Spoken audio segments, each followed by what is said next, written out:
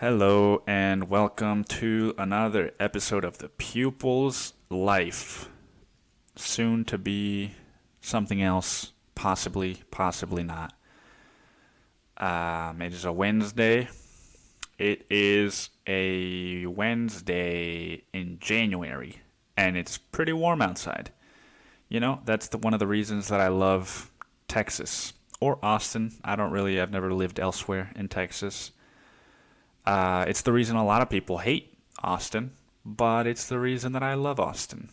That we get very short winters, and, sometimes they're not really even winters. Like this year. It's been probably the warmest winter since I moved to Austin. So it's a Wednesday night, and, I'm just going to come right out and say it. I went on a date for the first time in maybe since November of last year. I took a little bit of a break, and I'm not saying I'm back. I'm not. If you're listening to this, I know there's a lot of beautiful women that are.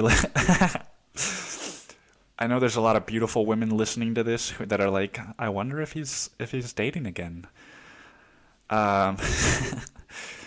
If you are one of those beautiful women, let me just say I'm not sure. This fish is not necessarily back in sea. I'm still in my little water tank, I'm still in God's little water tank, being fed and nurtured and puffed up. But I went on a date, why? I was asking myself that same question. I, literally, as she was walking up to say hello, my head was just like, why? Why again? Why this? And, it was one of those, granted, it was one of those where on the dating app, as you're looking at it and you're setting up the date, you're like, you're not really convinced on the advertisement, right? You're looking at the pictures and you're like, oh, that one's kind of, the lighting's not great. Is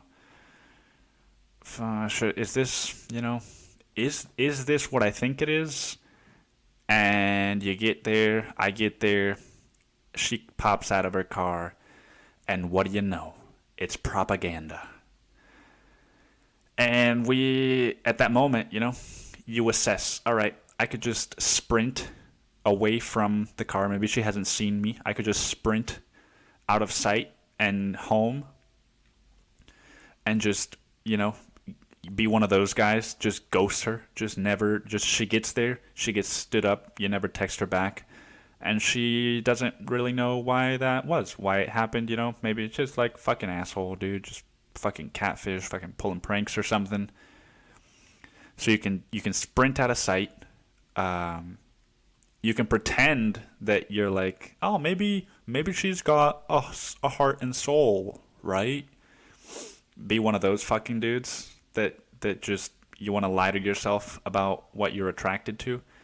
Just be like, well, maybe it's on the inside. Not everything has to be beauty and superficiality.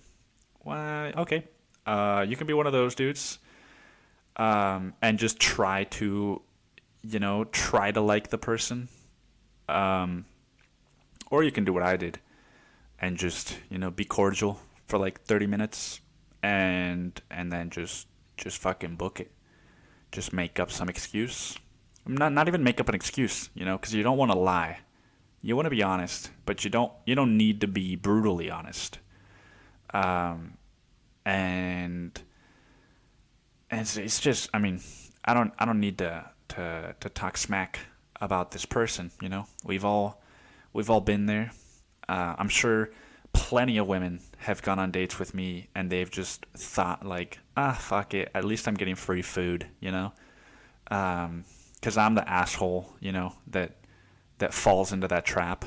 Like, we'll just be standing at the fucking register paying for food, and they'll not even they don't even bring out their fucking wallets, Can we just have it all fucking, right? Like, women just want to have it all. They want to be independent, but they also want to not pull out their wallets and just let the man pay for it. And then just be like, well, but it's because he makes more money than us, and that's not fair. And until that changes, I'm not going to pull out my wallet. Um, until the wages are raised, I'm not going to pull out my wallet. Yeah, well, that basically just makes you a Mexican woman, right?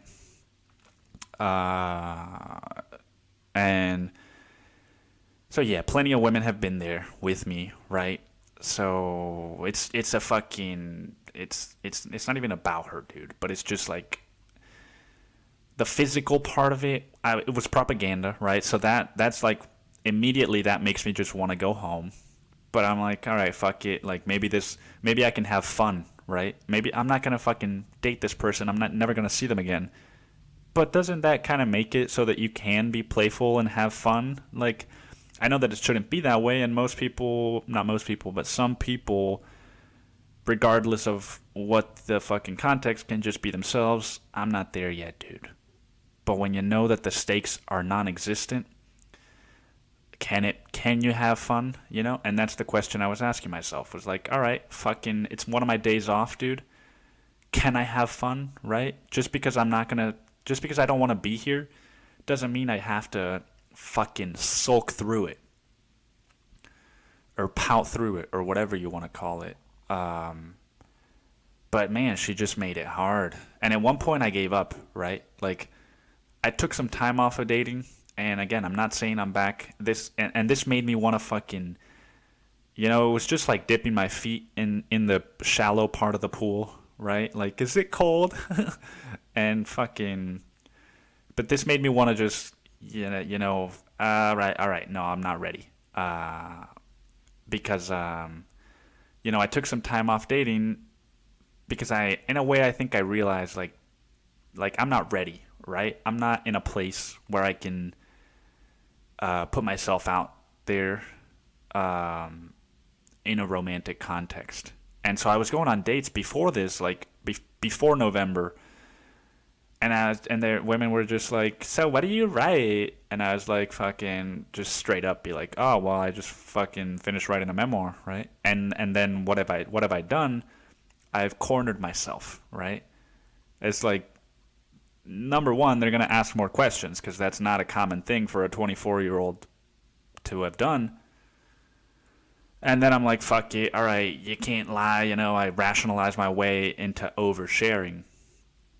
And no wonder, right? Like I said, plenty of women have gone on dates with me and they're like, so what's the memoir about? And I'm like, oh, fucking my neglected childhood and yada, yada, yada. And in their heads, they're probably thinking what I was thinking with tonight's woman. I don't even want to say her name, right? Just her name rhymes. It rhymes with epiphany, right? And it's like the name that you would think a waitress in like South Dakota has. It rhymes with Epiphany. And so I'm just going to call her Epiphany, right? I'm sitting in front of Epiphany and we're talking, right? And she's like, yeah, like I have terrible anxiety and I am unemotionally, like my emotions lead my life. And like, like anxiety, like not just anxiety, because fucking everybody has anxiety, right? But she's like, I get home from work and I drink wine because my anxiety is just too much, right? So like, boom, alcoholic, number one. Number two, she uses, I mean, this is redundant, but she uses substances to cope with her feelings, anxiety. Number three, she doesn't just have anxiety, she has, as she said, really bad anxiety. And she kept adding to the laundry list, right? She said, she started with like, I'm a very emotional person. And then fucking 20 minutes later, she was like, well, I'm just very emotionally volatile.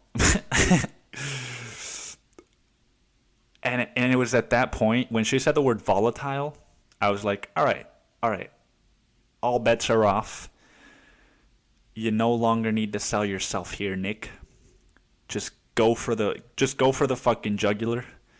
And it's what I did, you know. I maybe this is fucked up. I mean, I'm fucked up, you know, in some ways. So,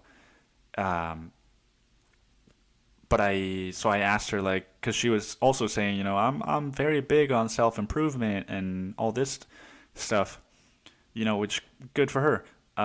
And then she asked me, like, what about you? What do you do for self improvement? And it was at that point, right? I had the word volatile still spinning in my head, and all bets are off. And so I said, fuck it, you know? Guess what I'm doing, you know? And I shared something that maybe not ready to share on the podcast quite yet, but you'll hear about it. You'll hear about it. You know, that's how much all bets were off, is that I'm not even ready to share that on the podcast, but I shared it with somebody that I had just met, dude, with fucking epiphany. So yeah, man, that's what's fucking going on with me right now. That's what I'm coming into the podcast from and with, you know? That's my baggage. What's yours, bitch? And it's crazy, dude, because I'm noticing just how true what my hypothesis was, which was one of the reasons that I stopped going on dates right around the time that I started sobriety, which was that it's correlated, right? And as I leave the date and I'm walking home, I'm just thinking, like, God, dude, I need something, right? Like, I need something to fucking... I thought the date was going to be it, right? Which is an issue in and of its own, right? Because I wasn't going to the date from a neutral standpoint, right? To get to know somebody. I was like, dude, this could be fun, dude. This could be, like, this could be the one. Or, like, I don't know, dude. I wasn't really thinking that, but I don't even know what I was thinking. I was just looking for some kind of adrenaline, right? Like, who knows what could happen. And then, you know, the worst that could happen happened. I mean, I could think of worse things, but, you know, in the real world, the worst that could happen happened, which is like, it's a botched date. And I'm going home, and I'm just like, dude, fuck, dude, I wish I could smoke right now. I wish I could just do something crazy fucking right now, dude, you know? But I walked home. I got home. I didn't do anything crazy. And, yeah. And I was like, fucking do the podcast. And so I'm here, dude. And I'm here, and I'm coming at it with a lot of emotion. How are you doing? You know, it's been... What are we at? It's fucking Wednesday the 15th. And you still haven't started going to the gym? Really? Or you stopped already? It's 2 weeks in to the new year. Where is the new me? Huh? New year, new me. I posted a picture on my Instagram today of me in my Speedo and my swim cap and my goggles in the pool locker room. And it said, new year, new me, and a little queen emoji. And then 5 minutes after I posted that, you know what I thought? I was going over it in my head, and I pop back into Instagram, and I see that I have, you know, like 3 or 4 messages in my inbox. And naturally, I'm like, oh, people are seeing this, and they're just responding to the story, right? And then I was like, wait. Did I use the black queen emoji? Right? Like, am I about to get fucking canceled because I accidentally used the black queen emoji? And now, for some reason, that means that I am as bad as somebody who has done blackface anxiety right then and there. And so I immediately go back and check, and thank fucking God, no, I used the white queen emoji. Um, but yeah, I posted that little picture. I started. That's what's going on with me. I guess is it took me 2 weeks to fucking. I mean, it took me a year and a half, but it took me 2 weeks to finally, just stop rationalizing my way out of exercising. And I've gone the last 3 days. I've started swimming, dude. I've started fucking swimming laps like my mother used to tell me she did 6 years ago, right? Like, I'm doing an old person's exercise. No, of course it's a fucking joke. I mean, dude, swimming? You want to talk about something that is fucking hard that you wouldn't assume is hard, right? Because we all kind of know how to swim, right? It's like you're at the public pool with your friends and they're like, "I'll fucking race you," and you just go into a frenzy, right? And somehow you make it to the other end. But to swim with like proper breathing technique and fucking all this technicality that I didn't really think about going into it. It's hard, man. It's hard, and it's in a way it's exciting though, because I thought I signed up for the gym because I was like, all right, dude, swimming is low impact on your body, and it's great for like a full body workout, right? You're working out almost every muscle in your fucking body.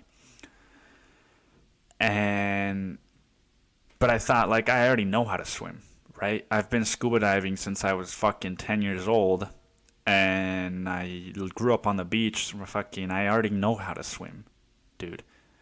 And I do. I can stay afloat. I can swim pretty fast. I can swim long distances, right? But I can't swim like Michael Phelps, right?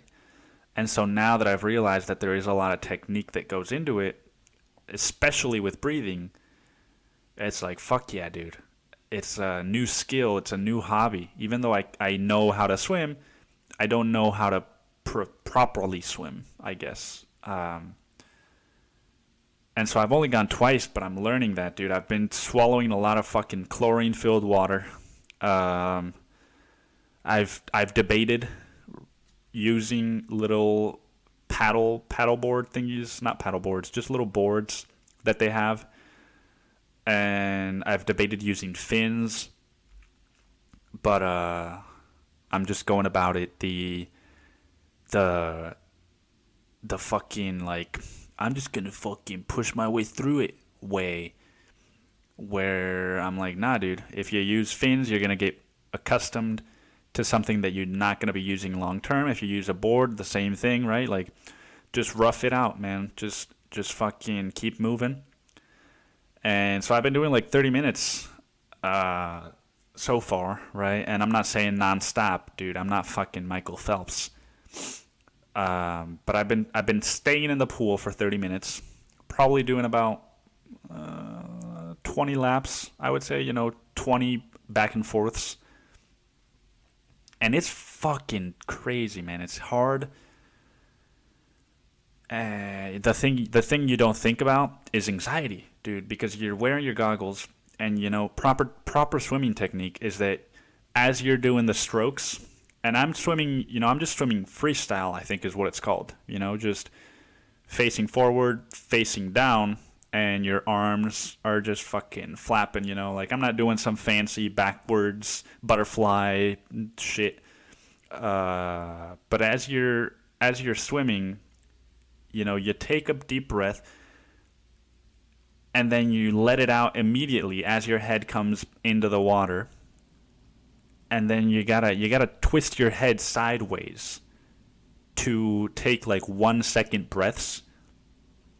And you have to do that over and over, about every 2 or 3 strokes. And so I'm just like, I'm getting tired, dude. I'm swimming. I'm turning, but like I'm swallowing water as I breathe. And so my breaths don't really feel like they're bringing any oxygen into my body.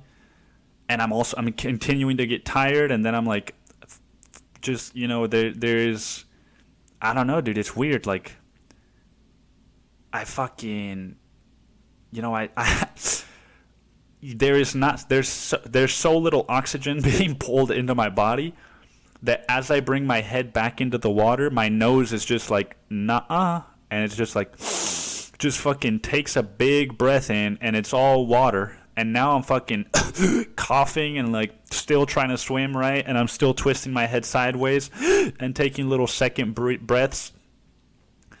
And basically having like a mini fucking panic attack, dude. In a pool with like a bunch of 58-year-olds that are using boards, right? And fins and fucking snorkels. But yeah, man, it's getting the brain muscles to rest a little bit, right, and just fucking use some other muscles. It's also, I mean, I've only been doing it 3 days, right, but I'm feeling a little bit better already, and I'm sleeping better. I slept like 10 hours last night for the first time in God knows how long. But yeah, dude, I started swimming, and just the YMCA. I mean, now that I've done it, it's like a no-brainer. They offer yoga classes, they offer fucking kickboxing classes, they offer meditation classes, they offer all kinds of Pilates and different workouts, and they've got all these machines. They've got a fucking basketball court with like a schedule of pickup games. And they've got the pool. They've got a whole basement full of free weights and heavy bags. And I've been doing that rowing machine too from House of Cards. Which is, it's also, I might have thrown out my back or something, dude. Because I had the genius idea yesterday of going to the gym before work, and I brought my boxing gloves with me, kickboxing gloves, because I found out that they had the heavy bags, which I didn't know, and then I'm still recovering from my bike accident, right? But I'm just so excited, dude, that I'm kickboxing again, that I'm like, dude, fuck you, David Goggins, push through the pain. Fucking break a leg and keep kicking, dude. and I think I fucked up my left side of my body again. And then even after that, as I'm like hobbling, is that how you say it? Wobbling. As I'm hobbling and wobbling my way out of the basement, I think like, dude, I've still got a half hour. Maybe I can do 10 minutes on the rowing machine. Fuck it, dude. Not maybe. David Goggins would. So I get on the fucking rowing machine. This is how stupid I am, dude. I'm looking at this fucking Navy SEAL, right?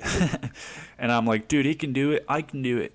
And I get on the rowing machine, and I'm 2 minutes in, and I'm like, I'm about to pass out.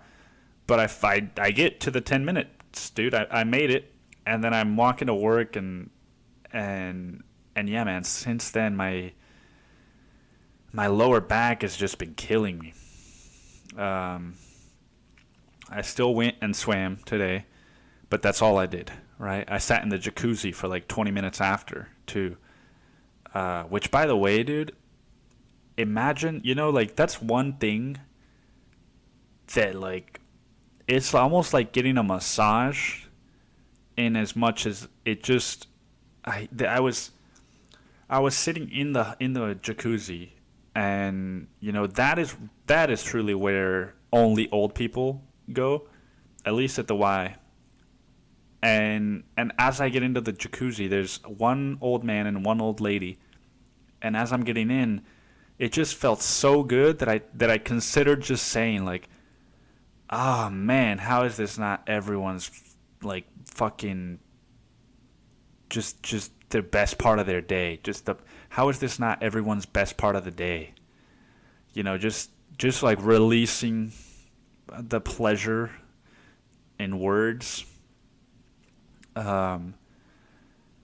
Because it just, oh man, like it's making me want to get in a jacuzzi right now, right? And it's not the same as just filling up the fucking hot tub at your apartment, especially if you're me and you're 6'3". Dude, my fucking hot tub, it's either my legs or my upper body, right? If I want to dunk my head in, I've got to fucking do a handstand. Or not, I've got to crawl my legs up half the wall so that my upper body can fit in the pool or in the hot tub, the fucking pool. And the jacuzzi, man, I can float at the bottom of the jacuzzi, right? And oh man,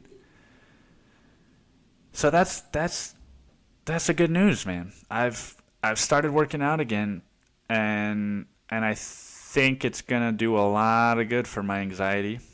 I think it's gonna do a lot of good for my sleeping, regulating my sleep.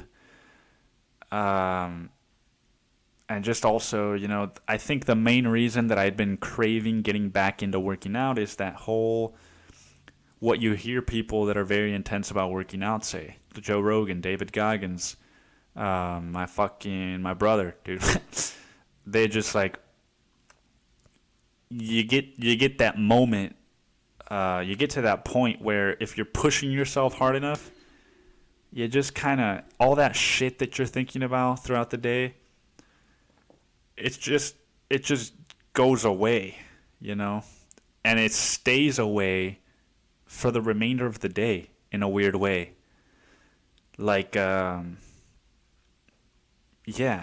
just, I think it's like your body is so focused on just like, man, I'm so sore, or that felt good, now let's rest, or whatever, that you're like, this coworker that I'm fucking having conflict with, like, does that really matter? Fuck it. Like, dude, just relax, man. It's almost like when you smoke just a fat fucking blunt, dude, and you're just sitting there and you're like, dude, fuck it, dude, a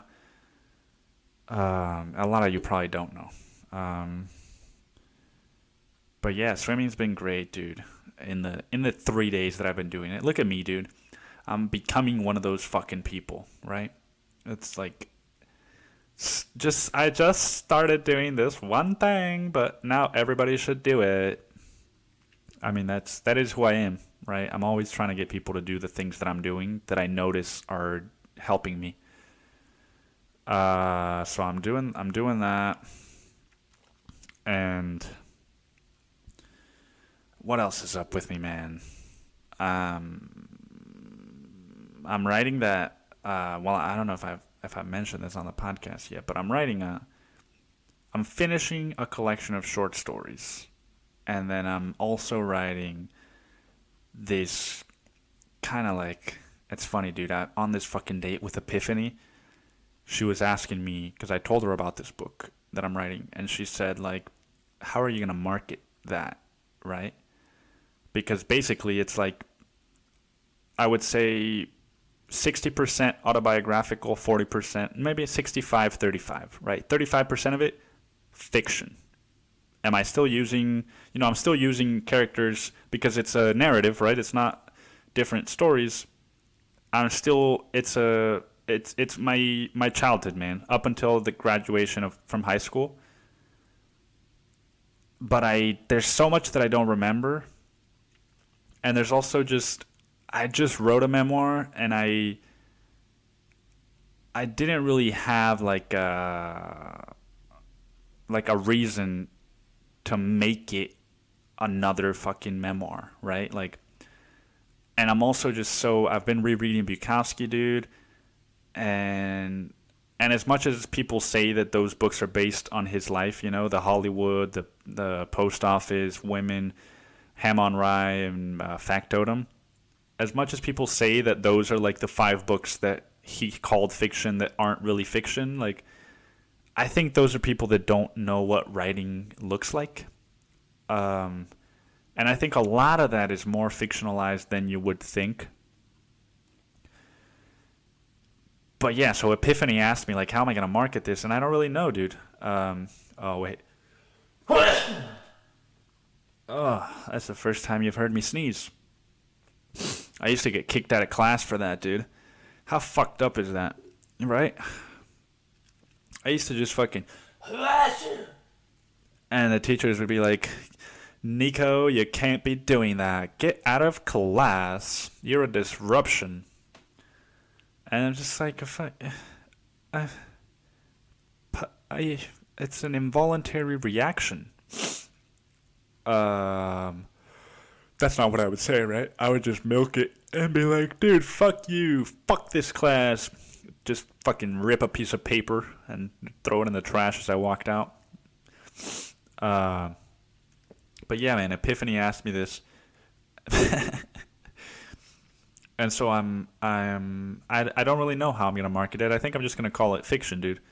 Because at the end of the day, you know, if 35% of it is made up, then it's fucking fiction, dude. You know, you can read a chapter and be like, oh, this one is all fact. And it's like, cool, man. Yeah, you're in the fucking 0.1 percentile of the world that is my family and friends. And yeah, dude, good for you. You identified a memory of mine that I told you about at some point, or that you were a part of. Who gives a fuck, dude? Read the fucking book and shut the fuck up, you know? I don't get it, dude. I wish that I knew somebody that, you know, I wish I fucking knew somebody from my life that would write a fucking book or a story about something that I had some kind of insider access to, right? So that I could just finally fucking show people, dude, that you don't have to read into everything, you know? Just read what you're fucking reading and stop trying to figure it all out, dude. You know, what is it? Dude, you figured it out. Your buddy from high school, he did this. And it's like, all right, now where are you, dude? You know, what did that get you? It's like when a fucking movie comes out and you want to be the first to watch it, so that what? So that you can't talk to anybody else about it until they've seen it? Right? Like, unless you're that asshole that's spoiling the movie for everybody.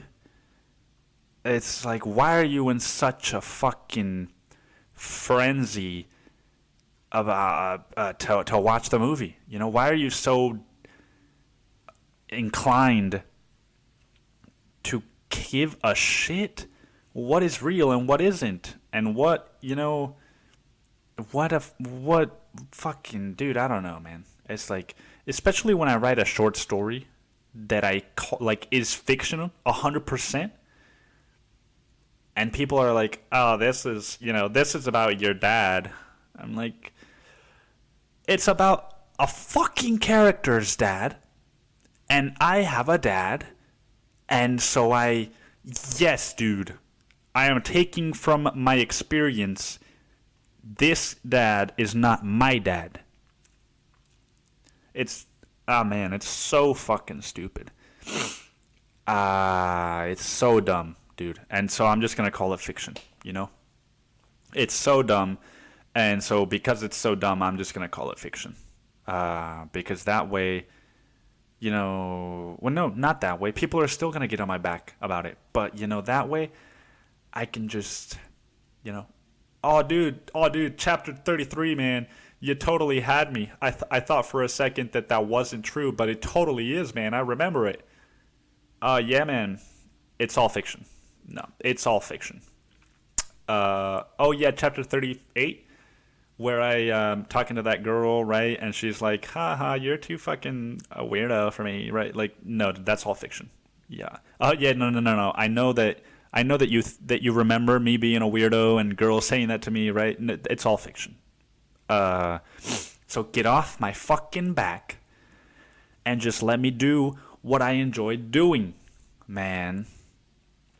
People need a fucking hobby, dude. People need to get hobbies, and people need to just stop with the bullshit, right? Just stop with the bullshit. Why are we so full of bullshit, dude? Like,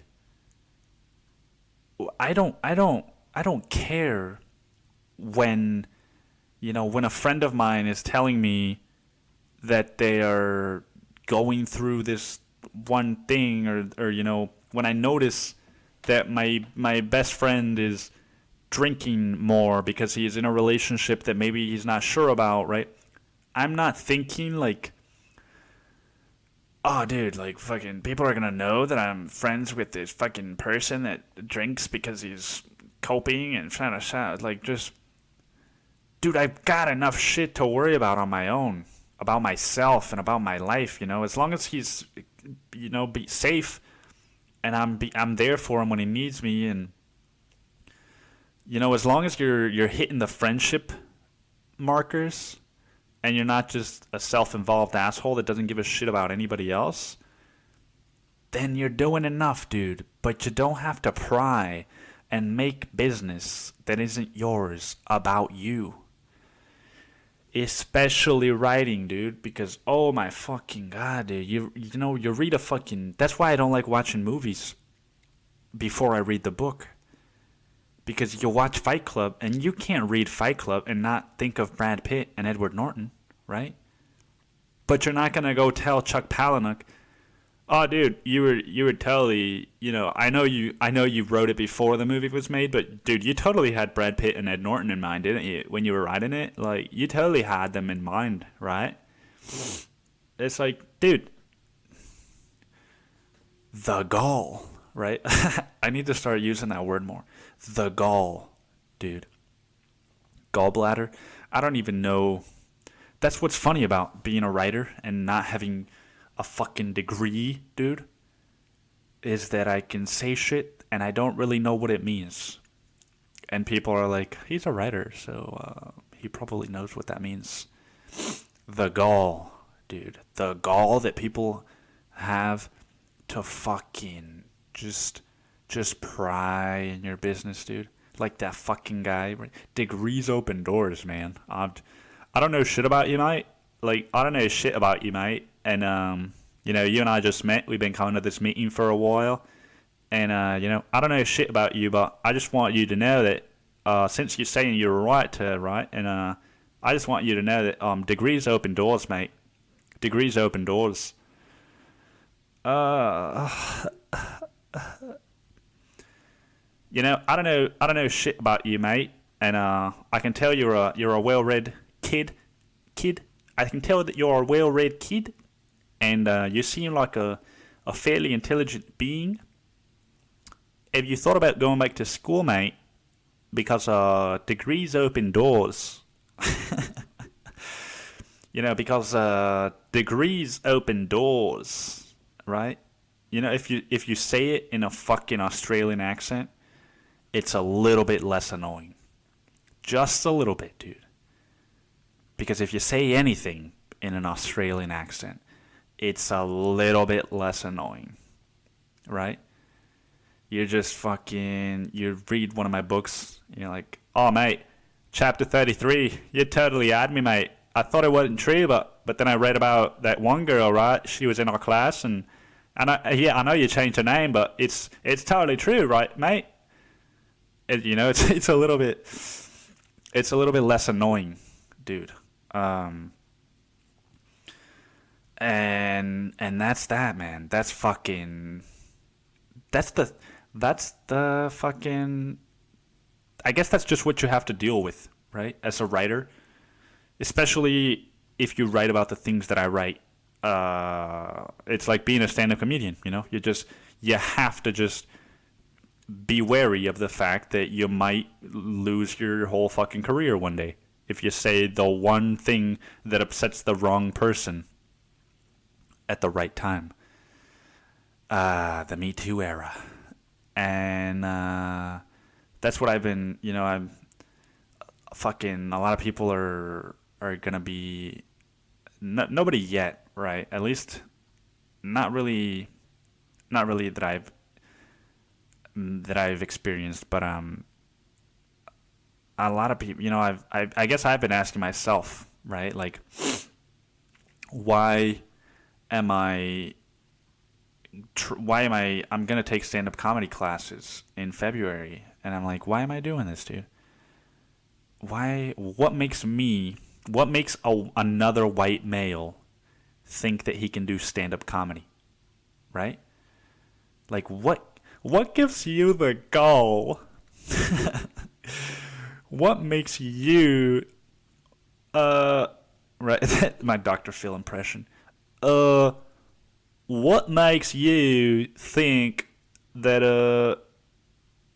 as a white male, what makes you think that, stand-up comedy is what you should be doing? That's not what I'm saying, dude. First place, fucking Dr. Phil. But, no, it's like, why are you doing it, right? Is it just, I'm curious about this, it's a little hobby.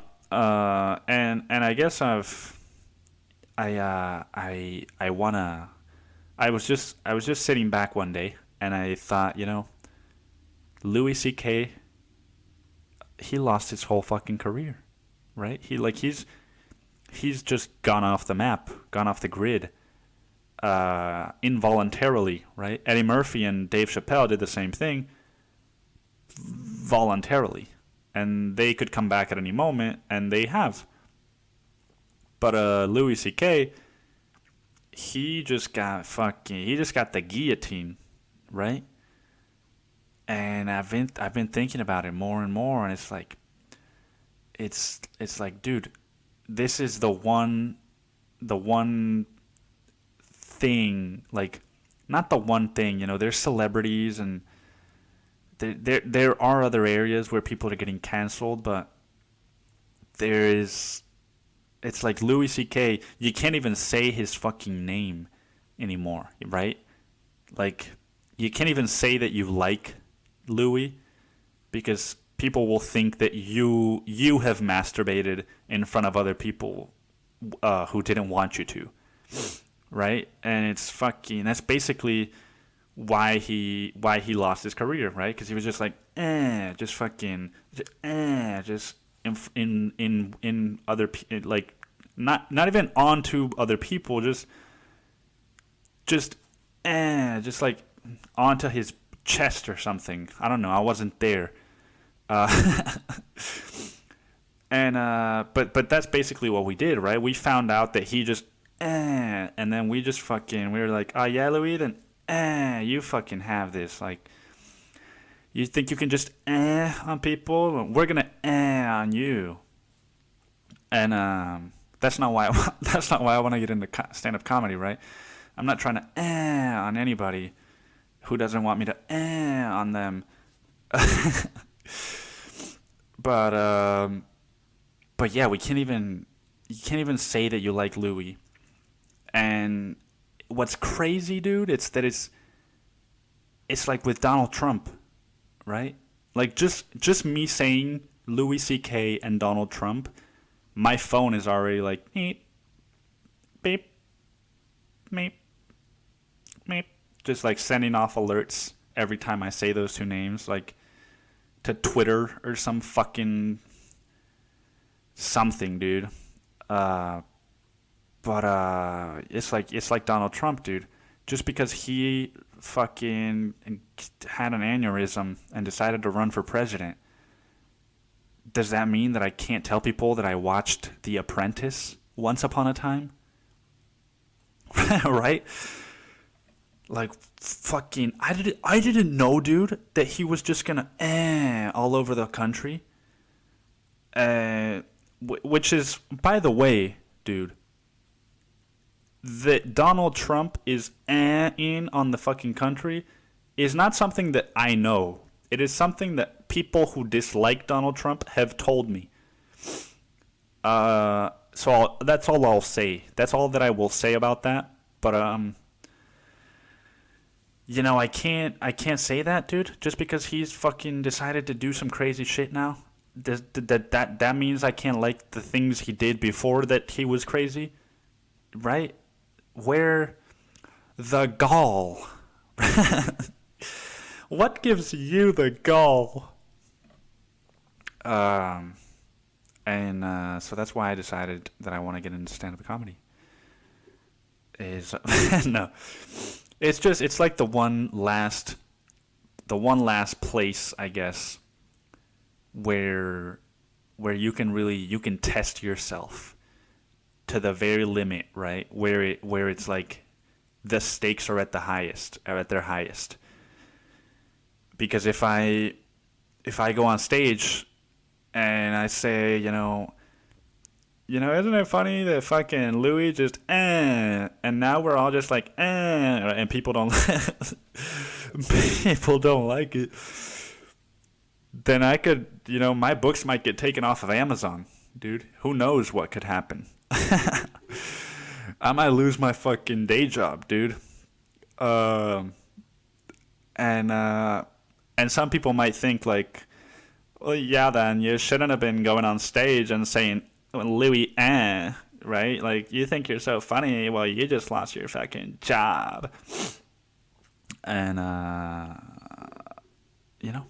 those people will be those people, and I will keep doing what I enjoy doing, right? Not trying to harm anybody, but just trying to have a little bit of fun. And what else, man? How do you transition out of Donald Trump and I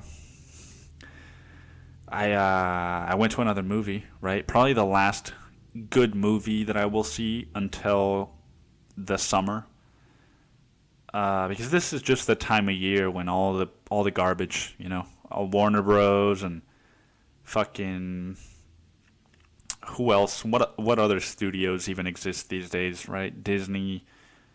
This is just the time of year when they dump all the garbage that they didn't want to finance in the first place. But I saw the last great movie of 2019, 2020, if you will. 1917. Dude, that fucking movie. Oh, man. It's like, when I was still smoking weed, I would go to a movie and then I would beat myself up because I was like, God damn, dude, I need to go watch that again. I didn't really understand it. I've forgotten most of it already.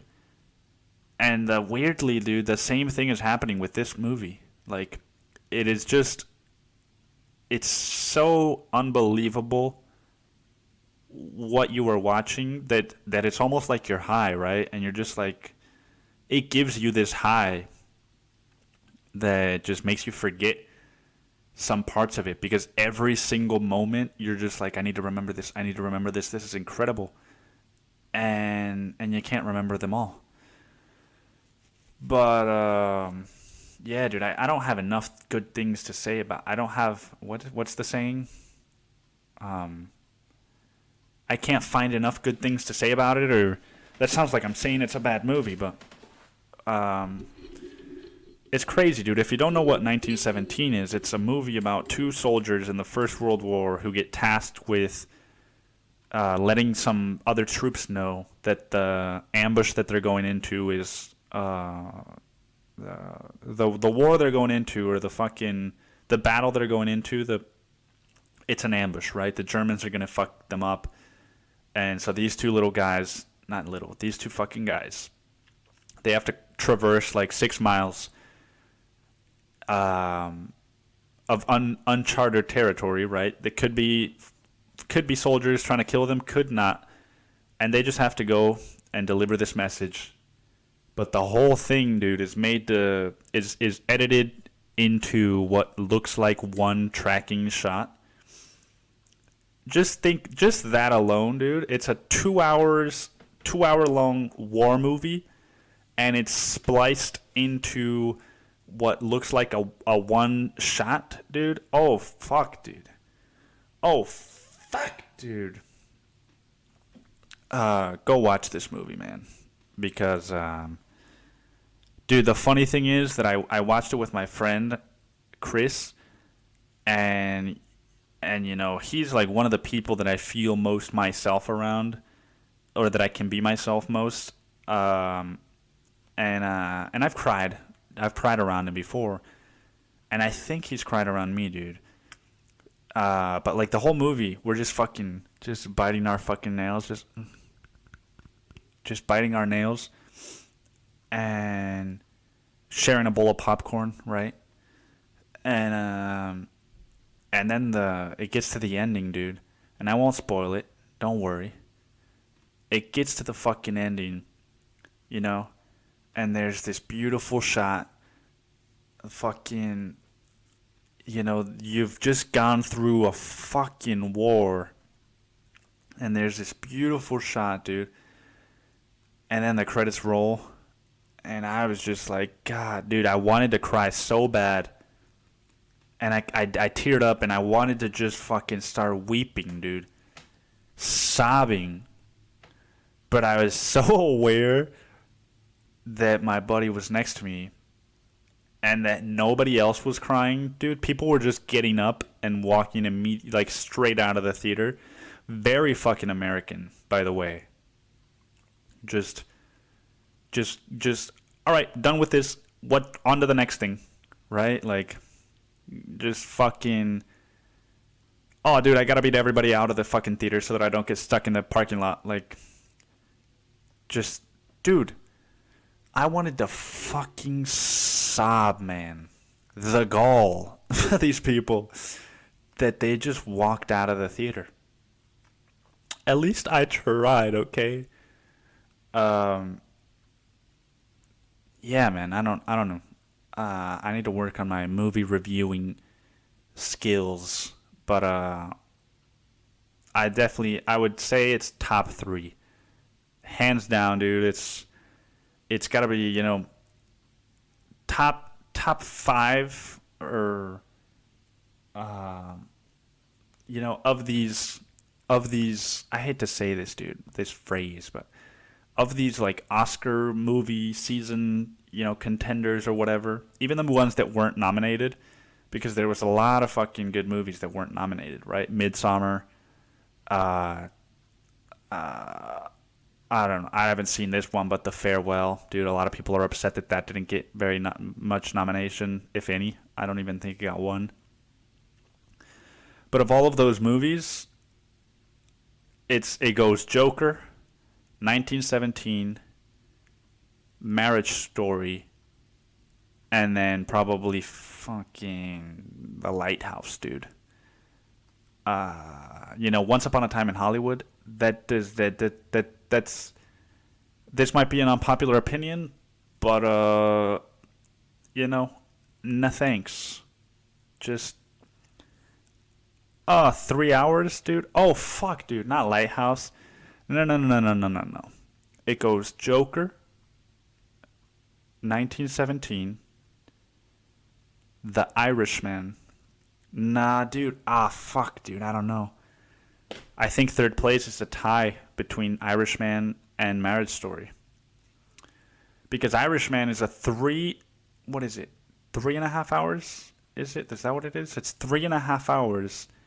And I saw it twice, dude. And it's a once in a lifetime movie. But Marriage Story made me fucking weep, dude.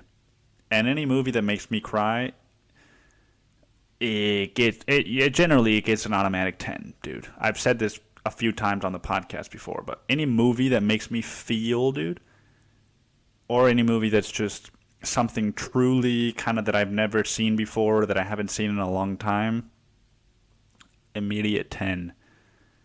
So yeah, man, 1917, high praise.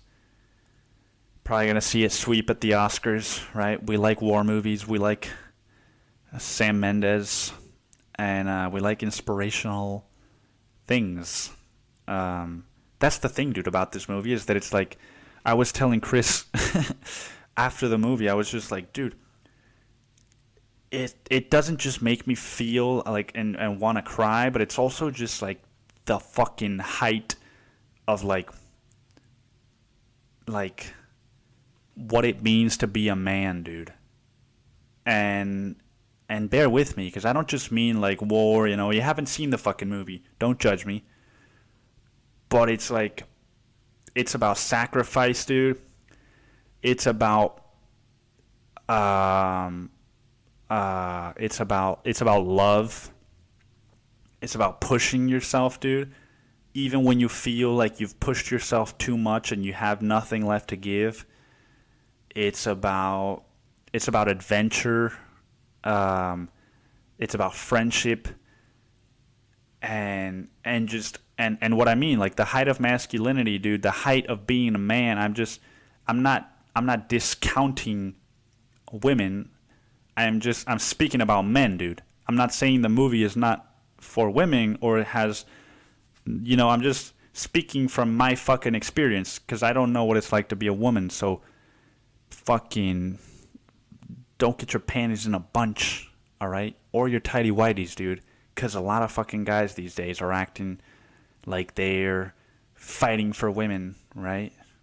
But yeah, dude, you just finished watching the movie and you're like, dude, I want to be as great of a man as this character or these characters, because there's a lot of characters that were great.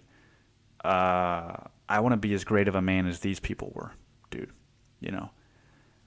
I know that these are like the grandparents that fucked up the generation before mine, that then fucked up my generation. But dude, there's just something so romantic to me, I guess, about having, like, about the, you know, those times where you got drafted, dude, and it was like, yeah, you're gonna go fight, dude. You're just gonna go to fucking France and you're gonna fight in a war. You're gonna get a rifle. You're gonna be there with a bunch of other dudes just like you, and you're just gonna go and try and murder people, dude, to fight for your country, right? Obviously, in retrospect, we can say all kinds of shit about it, like, oh, war is, you can't fight fire with fire, and war is not all that good, it just incites violence, and maybe some of that's true. But dude, back then they didn't know that. And they were just like, all right, dude, my country is calling me, and I've gotta, you know, I've gotta go put my life at stake, you know. I was talking to somebody recently that's in the medical industry, or not in the medical industry. What the fuck am I talking about? He's a firefighter, dude. And I was asking the guy, like, so how does it feel, you know, to know about what's going on in Australia? And before I even finished my question, he said, oh man, it's the worst, you know. I would do anything to go fight fires over there. I really wish that I could. And then I said, like, you know, I became my parents, and I was like, but isn't it really dangerous? You know, couldn't you die? Haven't a lot of firefighters died? And the guy just looked at me and he was like, yeah. And I was like, you wouldn't care, huh? Like, that's how fucking passionate you are, not only about your job but about helping other people, and just, you know, just sacrifice, dude. Exactly what I'm fucking talking about with this movie. That you would just, you know, I don't want to say throw your life away, but just put your life aside and basically go sacrifice yourself to go fight the fires in Australia, right? A fucking country/continent that you've never been to before, probably, and you're just going to go willingly put yourself in a life-threatening situation and And you're doing that because you want to help, dude. And how fucking noble is that?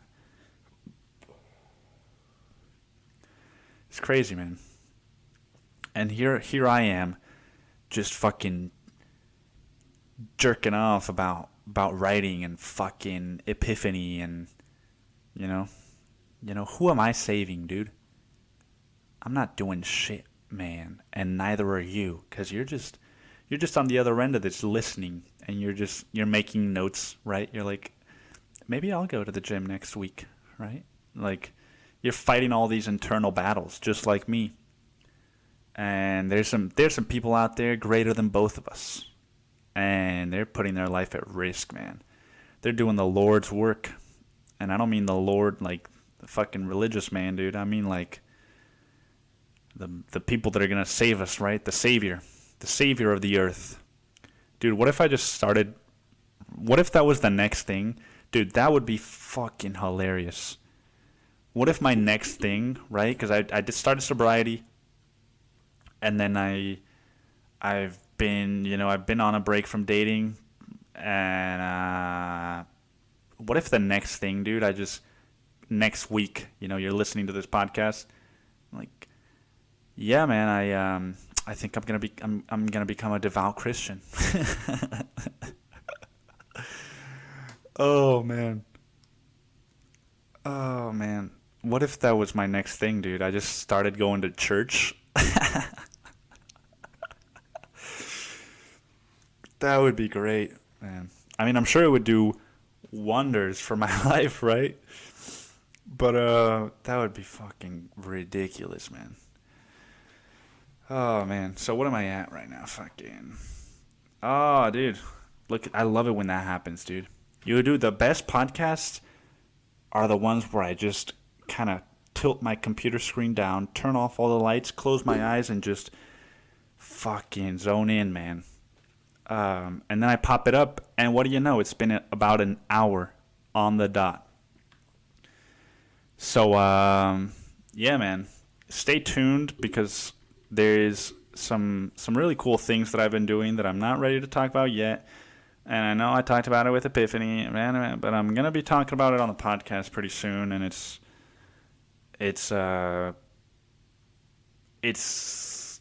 I don't know, dude. It's just really exciting to me, and I think that it will be exciting to a lot of other people too. And it's just something that you don't really hear about very much. It's a very new thing in a way, and so I'm excited to talk about that, and excited for this fucking swimming thing, right? That's gonna boost my something or other. And yeah, man, all jokes aside, I hope everybody is having a great start to their new year.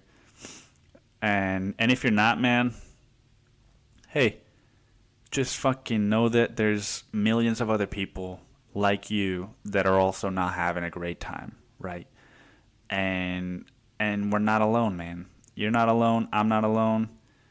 And if you feel alone, then just feel alone for a little while, and know that you're gonna that is, as long as you don't fucking, just pull the plug, then you're gonna be all right, man. Eventually, you are gonna be all right.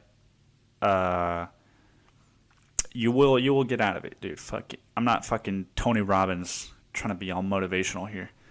Thank you, everybody, for listening, and have a good night. This has been The Pupil's Life. I'm Nicholas Gomez, and yeah, I'll see you next week.